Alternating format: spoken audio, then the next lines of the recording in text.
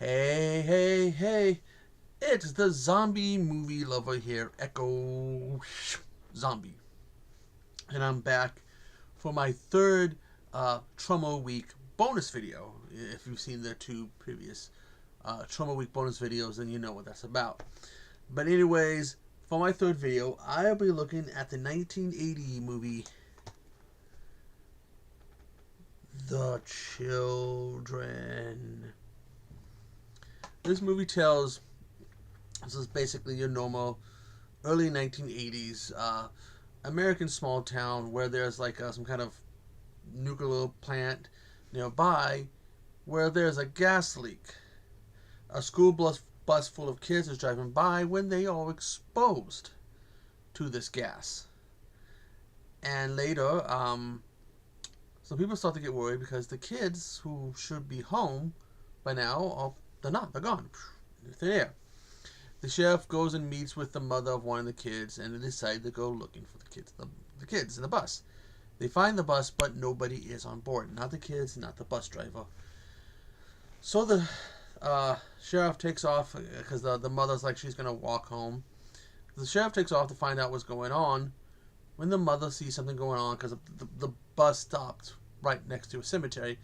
She sees something in the cemetery and goes to check it out, where she finds the mutilated, cooked body of the bus driver. And then one of the kids who gives her a hug, and then the kid who is spotting black fingernails basically fries her, cooks her alive, killing her. And now, we start to see more of the kids showing up, and they're essentially doing the same thing. Killing the adults. One of them's sister basically has a thing for the deputy in town and is trying to, she wants to basically bow chicka wow on him. But she's confronted by her brother who's become one of the zombies, and, well, off screen we see the brother chase her into this garage or whatever, shed or whatever, and then we hear her screams knowing that, she got killed. Later on, the deputy that she has a thing for meets the same fate. Now the sheriff and the father of one of the kids are they're trying to figure out what's going on. They start finding the bodies, and they realize that something's going on with the kids. And they find one of the girls, but she hasn't been turned yet.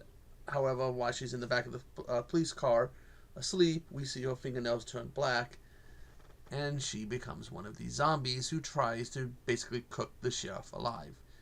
And they eventually realize that in order to stop, because guns, nothing works on these, they realize that there's only one way to stop them.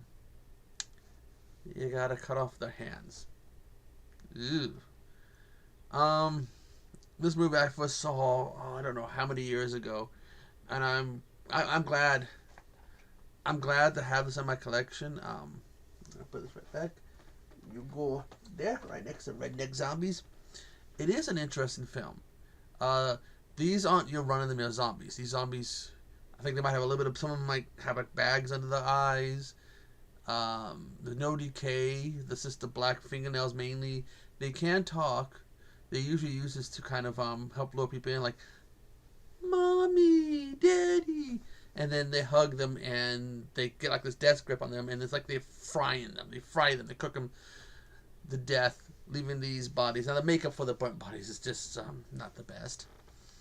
The effect with the fingernails, like with the girl, all they probably did was had her lay there, like kind of like this, close up her nails, and told her to hold her hands down, and then painted her nails black, and then did this kind of like fade effect to make it look like, to give the effect of her fingernails turning black. They do that the same effect later when one of the kids, when the first kid gets his hands chopped off and then laying on the ground. They do the same effect. They put these fake hands, and then with the paint and without the paint, without the fingernail polish, and they just kind of do this thing like it going, the black paint going away, the fingernail polish going away. Now, one of the things I think is very interesting about this movie, when you listen to the soundtrack of this movie, the music of this movie, it's going to ring a bell. It's going to sound very, very familiar. This movie's music was by none other than Harry Manfini.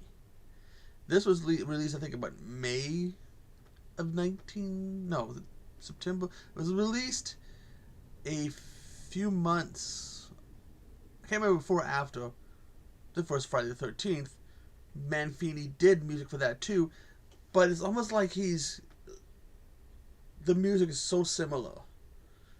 Like he was like doing different, almost like he was doing different variations of what he did in Friday the 13th. But yeah, it's clearly, like when you're watching it, that music's going to really catch your attention.